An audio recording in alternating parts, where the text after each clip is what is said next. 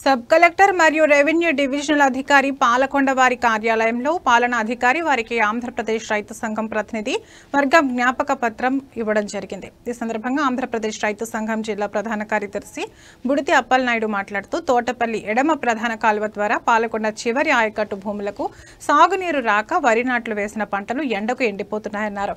కావున తక్షణమే సంబంధిత శాఖ అధికారులతో చర్చించి సాగునీరు పాలకొండ చివరి ప్రాంతానికి అందించాలని ఆయకట్టు రైతులు మరియు ఆంధ్రప్రదేశ్ రైతు సంఘం తరపున విజ్ఞప్తి చేసుకుంటున్నామని ఆయన తెలిపారు।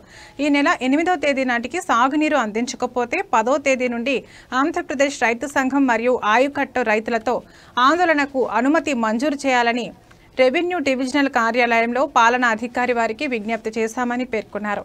ఈ సందర్భంగా వారు రెవెన్యూ డివిజనల్ కార్యాలయం అడ్మినిస్ట్రేషన్ అధికారి వారికి విజ్ఞాపన పత్రం అందించడం జరిగింది।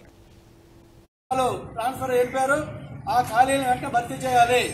మూడోది సీజనల్ లస్కల్ని ఏర్పాటు చేయాలి।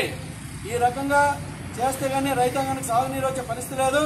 అదే సమయంలో ఏవైతే ఆయకట్టు సంఘాలు ఉన్నాయో వాళ్ళతో కూడా సమావేశపరిచి ఈ సమస్యను అధిగమించడానికి కావాల్సిన అంశాలని చర్చ పెట్టి వాళ్ళతో సహకారం కూడా తీసుకోవాలని చెప్పేసి మేము విజ్ఞాపన చేస్తాను। దీని మీద సంబంధిత ఇరిగేషన్ శాఖ అధికారులతో సమావేశం ఏర్పాటు చేయాలని కూడా మేము ఆంధ్రప్రదేశ్ రైతు సంఘం తరఫున గౌరవ సబ్ కలెక్టర్ గారికి విజ్ఞప్తి చేస్తాము। లేకుంటే 4 రోజుల వరకు మాకు నీరు రాకపోతే వచ్చిన ఈ నెల 10వ తేదీ నుంచి ఆందోళన కూడా సిద్ధమవుతాను। దాన్ని కూడా అనుమతి మంజూరు చేయాలని కూడా విజ్ఞాపన పత్రంలో మెన్షన్ చేయడం జరిగింది। విజ్ఞాపన ద్వారా అడుగుతున్నాం ఖచ్చితంగా।